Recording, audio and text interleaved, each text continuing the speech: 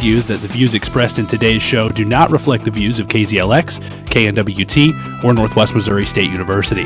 Thanks for tuning in and enjoy the show.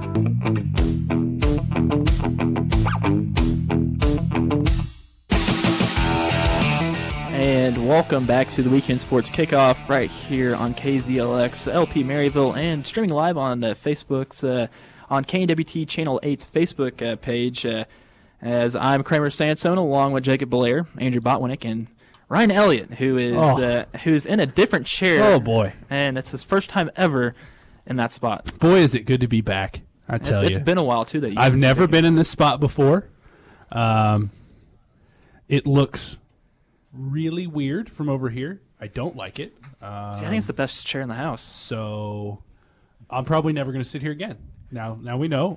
I will tough it out for the rest of the show. I'm in your seat. All you had to do is move me. I wasn't going to move until you moved me. But there's a lot of stuff going on over there. I didn't want to be in the way. So here's what's going to happen: is I'm going to tough it out the rest of the show, and then yell at me afterwards. No, I'm not yelling at anybody. And I'm to be just never completely gonna honest, that seat picks really good picks. Just to let you know. Oh yeah, for what segment? Because I don't think Kramer. I don't think any of the picks you've made in that seat have been really good. It's a joke, okay? It's a joke. All right, so we got some college. See what happens. There's going to be some interesting things happening in this seat today. That is true. So let's get to college basketball, as this is a nice, wonderful week of some picks, and we'll start off with Tennessee going into LSU, as Tennessee is proven to be beaten before. But let's see what happens against LSU. Jacob, who you got?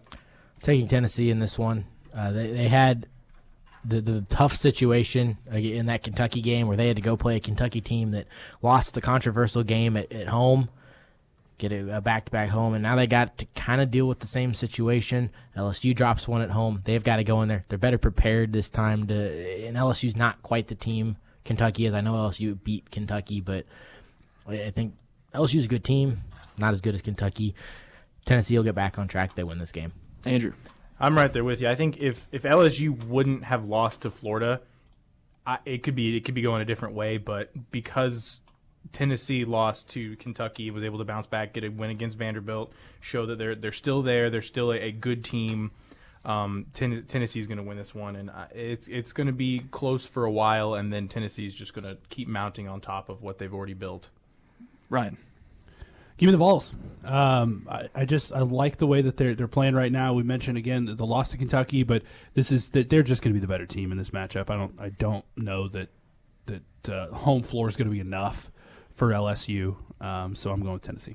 There's a thing that Tennessee concerns me a little bit as they did lose to Kentucky on the 16th. I really didn't think Kentucky would be still around this point of the season, but they have been. But in their last game against Vandy, they only put up 58 points, and it wasn't that great of a shooting performance. So they had 28.6 points from the three and 41.1 points percentage from the field goal for the field goals. Anyways, they need to be more efficient in this game if they want to defeat LSU, and I feel like they will, as Grant Williams is still averaging 19.1 points per game. So give me Tennessee on this one.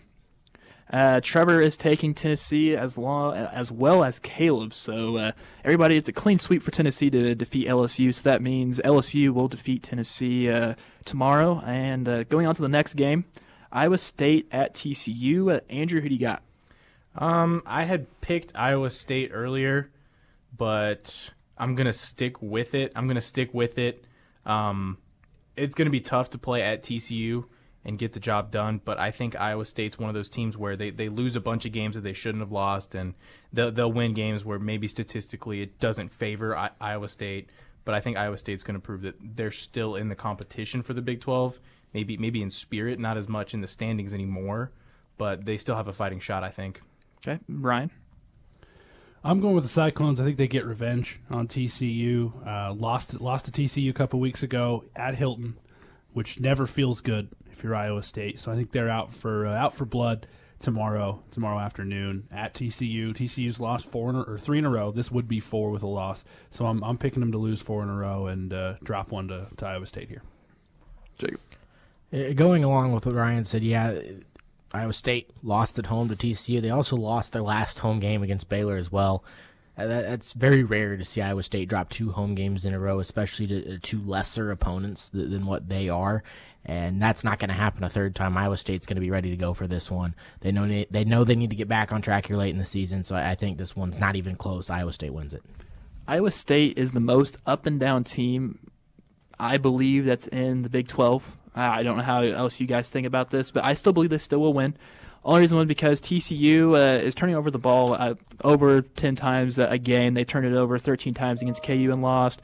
They turned it over 13 times against Oklahoma and lost. They turned it over 14 times against Oklahoma State and lost. That's the thing that Iowa State doesn't do. They don't turn over the ball, and so I'm going with Iowa State defeating TCU. As well, agreeing with me is Caleb and Trevor, so it's not a clean sweep on Iowa State. So therefore, TCU will defeat Iowa State over this past weekend. So that's that. Now on to Duke at Syracuse. Who you got, Ryan? I'll tell you what, this game, the rundown was put out, Tuesday? Tuesday, I believe. Tuesday, and this game got a lot more interesting on Wednesday. Yeah. I said during the break we would talk about it after the picks, but I forgot Duke-Syracuse was in the picks, so I say we get into it now. Yeah, why not? Obviously, Duke losing Zion Williamson for, we don't know. They've categorized him as day-to-day. At this point with his knee injury, with his knee sprain. He's definitely not going to play tomorrow. No. And I would go as far to predict he doesn't play in a Blue Devils uniform the rest of the season. And we noticed against UNC, this is a different Duke team without Zion in the lineup. And that's why I think this game gets a little more interesting. Syracuse got Duke the first time, and that, without Zion, this is a completely different Duke team. As you mentioned, they did not look good against UNC when he wasn't on the floor. So I'm going to go ahead and go with Duke, my original pick that I made Wednesday before the Duke-UNC game. So I'm going to stay with Duke. Syracuse has a lot on their mind as well. I haven't heard whether or not Boeheim will be on the sideline tomorrow. He will be on the sideline tomorrow. For those who don't know, we had a news report, I believe. We got the report yesterday. It happened Wednesday night.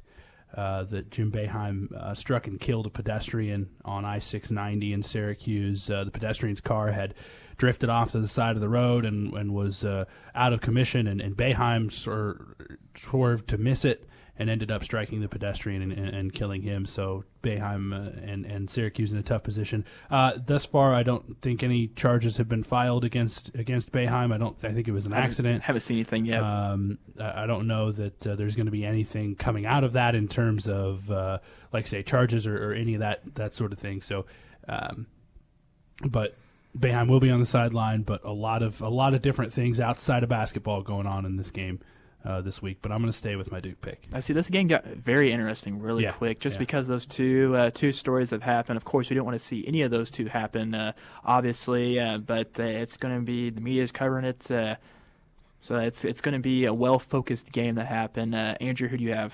Well, I think, and even not saying this story overshadows those two, but Duke losing to North Carolina and Syracuse beating Louisville by 20, I think that also made the game a lot more interesting as well. And I'm sticking with Duke. I think R.J. Barrett and Reddish are still going to be the players that Duke brought them there. They're going to win games for Duke, and I think that's what they're going to show because R.J. Barrett's averaging 23 points a game.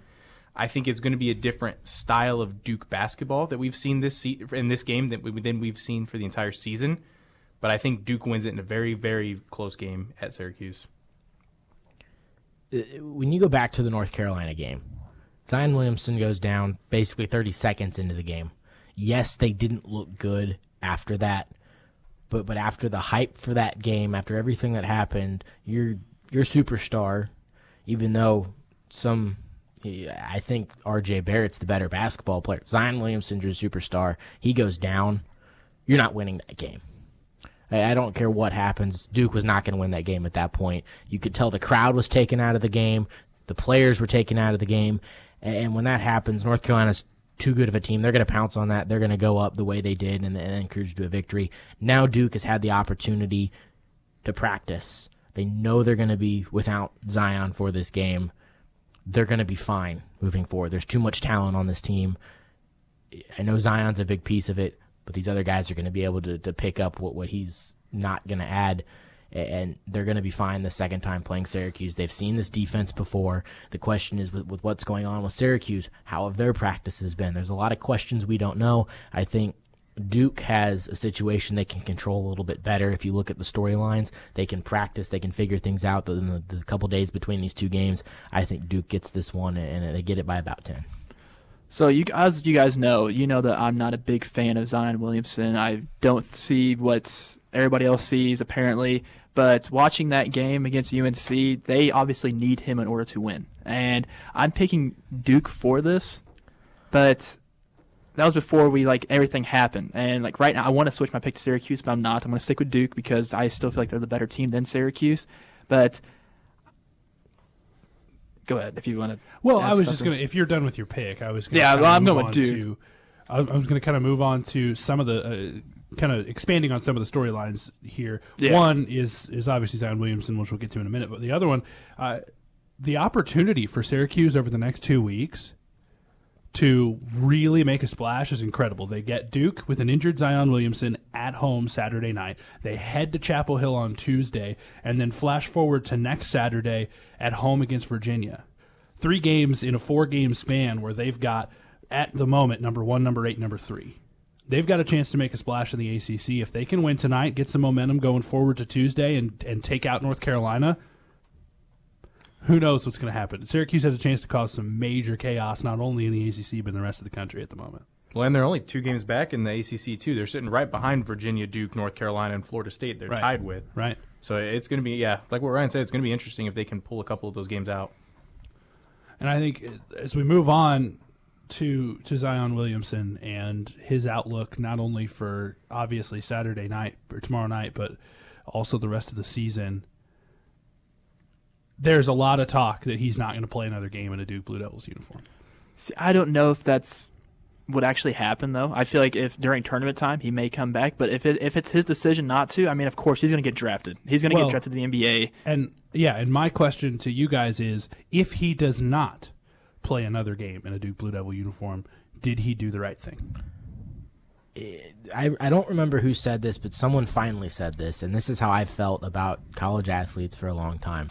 It's up to him.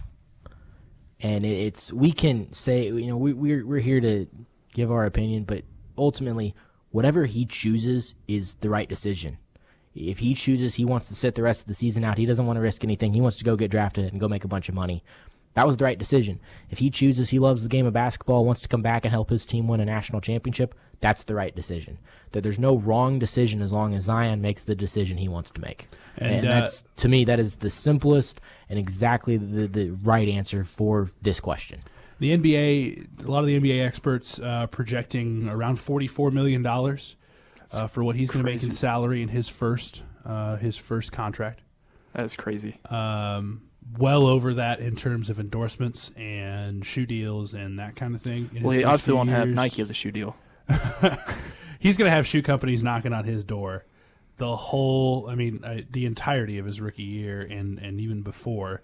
And I'm sure Nike will be one of them, but I think it's going to be an interesting conversation to have about where he decides to go. And if he doesn't go with people will be pointing to it's the shoe Wednesday night for Shoegate, but, if you want to call it. I think, if I'm Zion Williamson, go play in the NBA, man. I agree. What are you?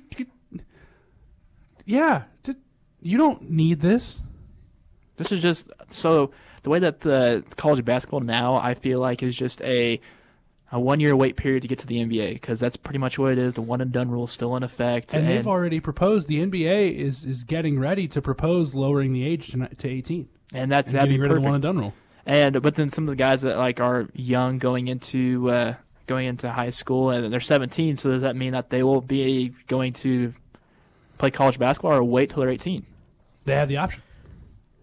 I'm going to give an unpopular opinion real quick. Sure. If this was me, and this is my competitor coming out in me, if Zion is the way, if he he's talked about really wanting to play Duke, North Carolina. If he's sat there and he's watched the NCAA tournament, he's watched the Final Four, the competitor, if I was in his situation, I know there's a bunch of money out there to go be made, but I would want one opportunity to play in the NCAA tournament. So if it was me, I would probably wait till the end of the season, maybe play one game in the ACC tourney just to be ready, and then go play the tournament just for that experience, because although there's no money in it for him, that experience with that kind of atmosphere, you don't get that kind of atmosphere in the NBA. I would want to go play that once. And we've seen other players. That's what Michael Porter did at Missouri last year. We've seen what other players have done. That's what I would do. I know a lot of people think he just needs to sit it all the way out, but if there's a competitor in him, I think we will see him at least in the NCAA tournament. Well, we honestly don't know how severe this knee injury is. I mean, honestly, when it first happened, I thought, okay, the shoe, and then I didn't realize he was clutching his knee at the end of it. I was like, okay, this is a non-contact injury, has to be ACL, but we don't know yet. They haven't disclosed any information. I'm pretty sure they haven't. They called it a knee sprain. A knee sprain. The only I think they said it was I've seen. grade 1. Grade I'm not 1 sure sprain. what that delegates to, but I've seen grade 1 knee sprain. And like a typical sprain, like an ankle sprain, is like 3 weeks, 3 to 4 weeks. So I mean, it'd be time for the NCAA tournament to come around if it is a 3 to 4 week thing. I would honestly do exactly what you said. Do the NCAA tournament, see what happens during that. Maybe not play as many minutes, but that's not his decision. That's Coach K's decision on the minutes wise. He needs to get healthy in order to at least. I don't see his draft stock being hurt in the NBA at all because of what we've seen already. No. It's just we don't want him hurt going into draft. Yeah, and I think you assess the situation based upon how much pain you can play through, because sprains can be really painful things. So how much pain you can play through, and B, what the actual re-injury risk is. He needs to go out, and I'm sure he will within the next few weeks, and go talk to some doctors and get an opinion on how much of a risk it is for him to re-injure it. And if it's a high risk, then there's no reason to play. If it's something where 9 times out of 10 you'll go out and you'll be just fine, like I'll go with Jacob here. It's his call. Yeah, it's his call. And so I wouldn't be surprised if we don't see him in a Duke Blue Devil uniform ever again. I also wouldn't be surprised to see him play in the NCAA tournament. So, no, I agree with you too. I could easily see it both ways. I really can. Moving things on now to our next pick here, as we have KU taking on Texas Tech. This is a big Big 12 matchup that's happening. Let's start off with you, Jacob. Who do you have winning either Kansas or Texas Tech? This is essentially a knockout game for the Big 12. Loser of this game is out of the Big 12 race. The winner has the opportunity to go and continue to chase after Kansas State. Kansas, they've been playing well as of late, but you look at who they've played: Oklahoma State, overtime against TCU, at home against West Virginia. The last time they played some other opponents, you had Texas Tech, where they won by 16 at home, then you lose to Kansas State by 7 on the road. Going to Texas Tech, and Texas Tech knowing what's on the line, that this is a game to stay in the race for the Big 12. It's also a game to finally keep Kansas from winning the Big 12. Texas Tech will be ready to play. The last time we saw Texas Tech, they obliterated Baylor. They 20, I think it was 25 points they beat Baylor by. Texas Tech, they're going to be ready to go. I don't know which Kansas team we're going to see. Either way, though, I think this is, if you get the bad Kansas team, Texas Tech runs away by double digits. You get the good Kansas team, Texas Tech wins this close. I know we have some Texas Tech haters on this panel, but I think Texas Tech, I'm a lot higher on Texas Tech than others are because they're so good defensively. I think Kansas struggles to score points in this game, and Texas Tech, they've picked up their offensive proficiency just a little bit, and they're good enough to win this game. Jared Culver, he's going to go off in this one. He's going to have a big one. To me, this is the biggest game of the weekend. I know we've got a lot of marquee matchups, but this is the most interesting matchup of the weekend. All right, let's go to our Texas Tech doesn't like him. Let's go, Andrew. As you can see on the graphic, there are 2 T's next to my name. I am eating the words that I said last week against Baylor. I'm giving credit where credit is due. This Texas Tech team they played really well last week, and this Kansas team, I'm still not sold on the road. I know that they're a great team. They're one of the best teams in college basketball at home, but on the road is where Kansas has struggled. 2-6. Yeah, a good portion of the season they have struggled. They were able to get the win against TCU on the road this past weekend, but it was a 5-point win against TCU. And I think Texas Tech at home is going to be just a little bit too much for Kansas to handle. And I think that another game, if Kansas does win this game, the next game against K-State is going to be very, very crucial because that could be the game that vaults Kansas over K-State in the Big 12. Right. If this game came at a different time in the season, I would pick Texas Tech every day of the week. If Kansas were not fighting for their Big 12 life, I would pick Texas Tech. But to me, when it comes to winning the Big 12, when it comes to big-time games in the regular season like this, there is no coach in the country better than Bill Self at getting his players ready to go. And on the road at Texas Tech, again, fighting for their life in the Big 12, I'm going to go with Kansas. I think they step up to the plate and get it done and stare down a Kansas State team that doesn't win at Allen Fieldhouse.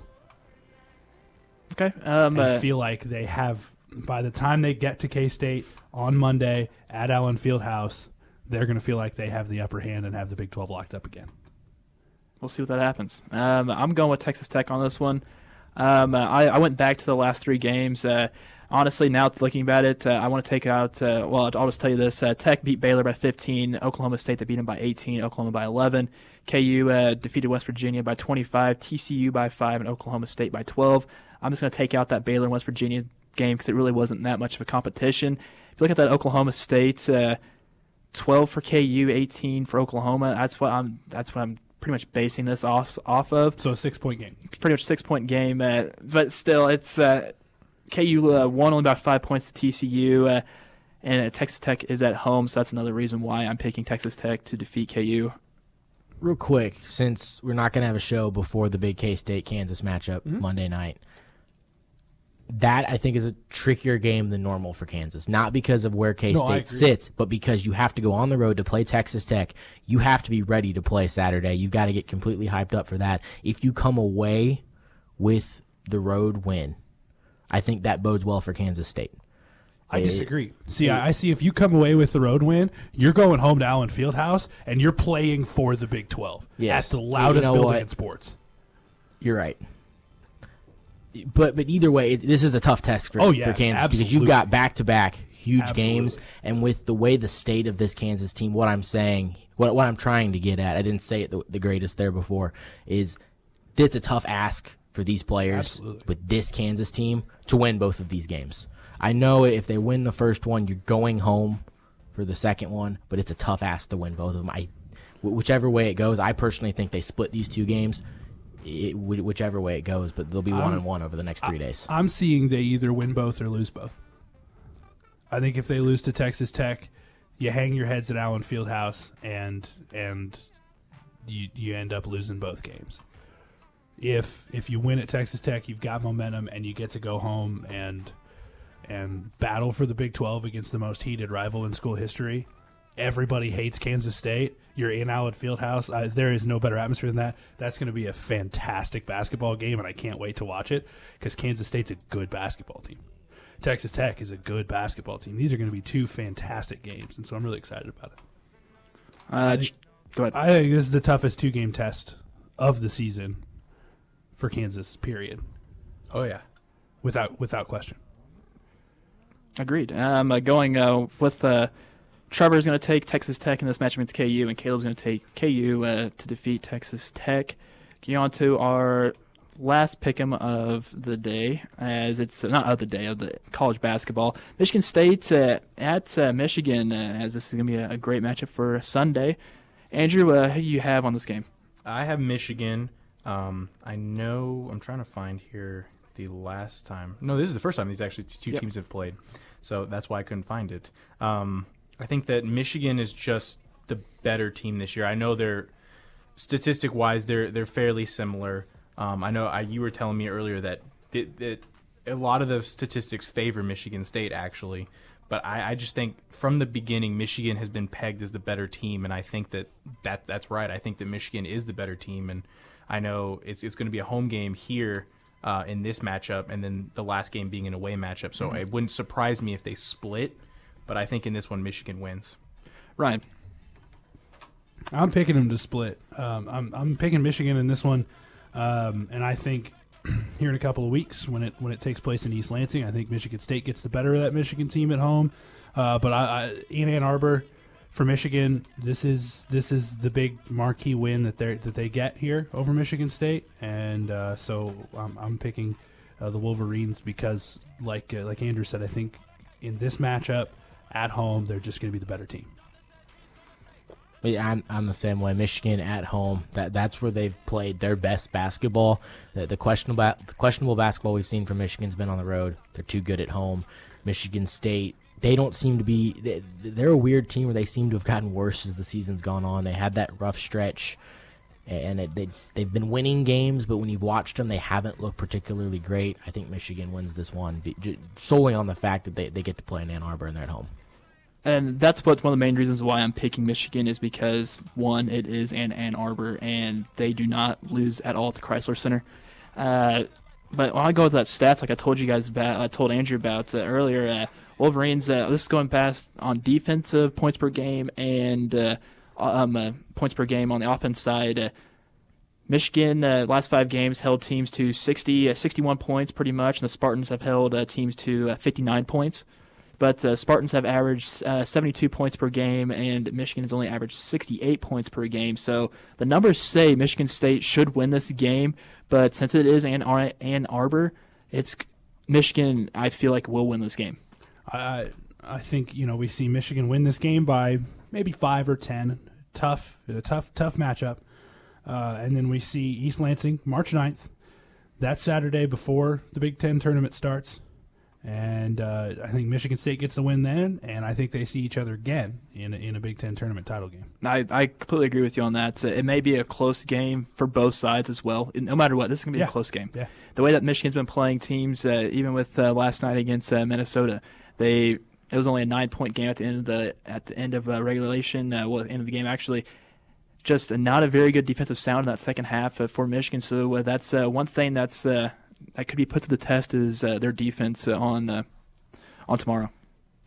So now we have some Road Warrior picks. Finish that off. Everybody picked Michigan for this, including Caleb and Trevor. So going on with Road Warrior upsets. We'll start off with you, Ryan, on your Road Warrior upset. Start at the other side. All right, we'll start on the other side then. Let's start with Jacob on the Road Warrior upset.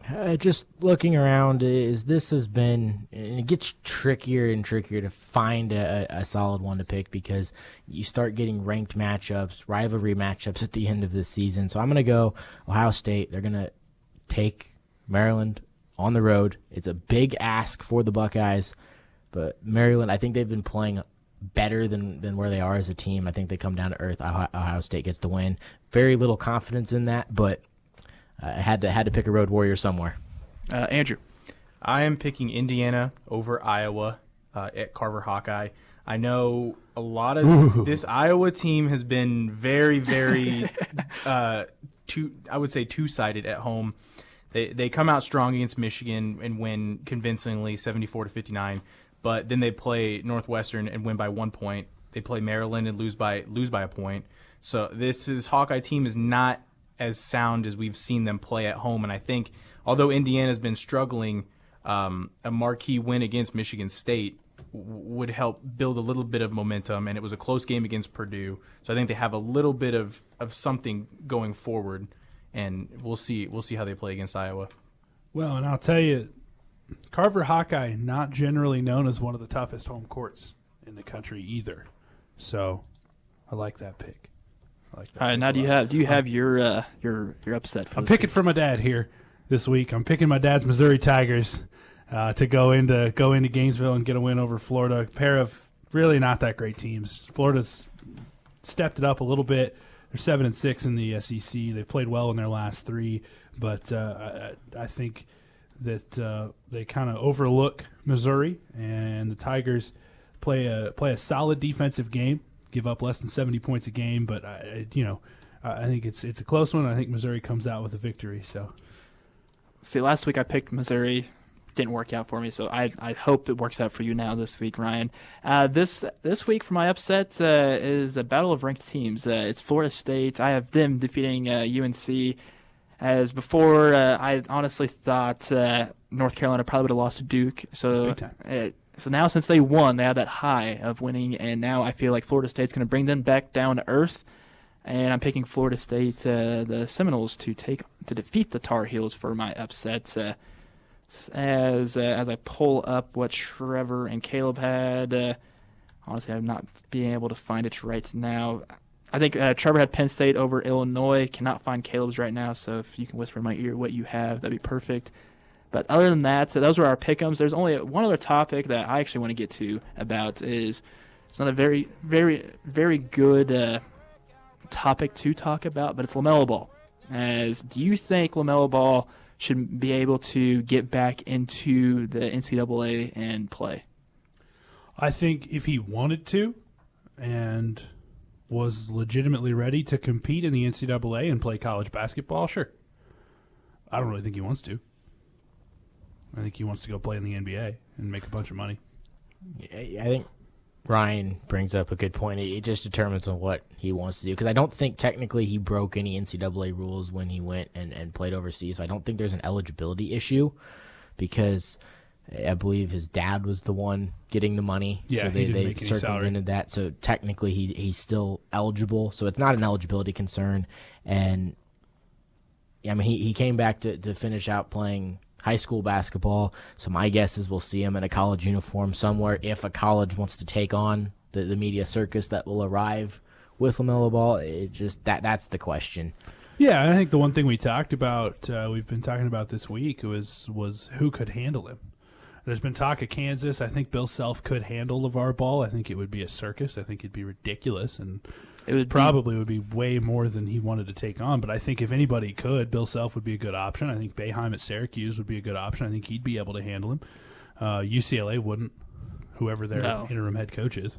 I think what would be interesting to see, and it's not going to happen by a long shot, but to see LaMelo go out and play for a lesser team that's competed really well, like a Gonzaga team. Mark Few could handle LeVar Ball. That maybe him being out there where there's not a lot of press, it would be beneficial for both sides, because he gets to go and play for a really already well-rounded school, and Gonzaga gets a lot more media coverage because he's there and because LeVar's there and the rest of the Ball family is there. I think that it could be a beneficial pairing of the two, but I don't think he's going to be going to a school like Gonzaga. I think he's going to be looking more towards that Kansas, those Dukes. You know who else I think could handle LeVar Ball is Villanova. Yeah, I can think see Jay that. Williams could really take care of LeVar Ball. That's the thing. Like for college teams to like try to recruit LaMelo to their, of course, to their campus and play basketball for him. That big thing is LeVar. That's the thing. I love the fact that we're talking about his dad. Yeah, exactly. Like, because he is talent. He's a talented. Because it's true. It's obviously so true, because you don't want that media attention. We saw when LaMelo got drafted to the Lakers how much LeVar was talking, and then when he was talking, he wasn't telling the full truth, and it's just he blows things out of proportion, and it's just something that, do you really want at your campus? Do you really want LeVar Ball butting into practice when you shouldn't be going into practice at that time? But he'll try to find his way to get in there and try to put his foot in and put his voice, his opinion, because that's what he does. I think Coach K would shut up LeVar Ball too, but I don't think Duke's interested. I don't think Duke's interested at all. I also want to say, though, that he has kind of came down from where he was initially. Not as of late, since the trade things are happening with Lonzo and stuff like that. Then he started to be more outrageous. Yeah, I could see that, but it was not near as bad as it was when Lonzo was at UCLA. That was peak. Yeah. Send him to West Virginia. See what Bob Huggins has to say about it. That would be. We kind of talked about this, or South Carolina with Frank Martin. That would be fun. That would be very Bruce fun. Weber at K-State. Is there anything else you guys want to mention about some college basketball and stuff before we move on? I'm excited for a good weekend of college basketball. There's a lot of good games this weekend. It's like things are going down the line to where it's not like it's always been interesting, but it's getting more interesting of like seeing how things will shape up and how seeding will go after tournaments and stuff like that. A lot of upset possibility this week too. Virginia taking on a tough Louisville team on the road. I've got a gripe, but I'm going to save that for later in hopes that the seedings come out and they're done correctly. But with the seedings that we have seen come out up till this point, they haven't made a lot of sense. I'm going to leave it at that and save this argument for a later date because we'll probably need to use it when we see the brackets come out. Are we talking in March. AP poll? We're talking everything. Yeah, because the AP poll's terrible. The AP right poll's been bad, but then the rankings that they're putting out and the like bracketology, all of that stuff, it's all been a little bit skewed towards the names. Well, and I of, tell you college what, basketball. The committee is usually skewed toward the names in college basketball. That's very true. That's why I said I'm going to hold this argument so we can have it come March when, sure enough, we probably will need to. I think it's unfortunate because, you talk about the bracketology is looking bad, and I agree, but unfortunately the bracketology is going with what's probably actually going to happen because the committee does the same thing. Yeah, we'll talk about that later. All right, so that was our college basketball picks and talk on that. Coming up next, we're going to talk about the NFL and some buzz and newsworthy stuff going around. That's listening to the Weekend Sports Kickoff right here on KZLX and also streaming live on KNWT Channel 8.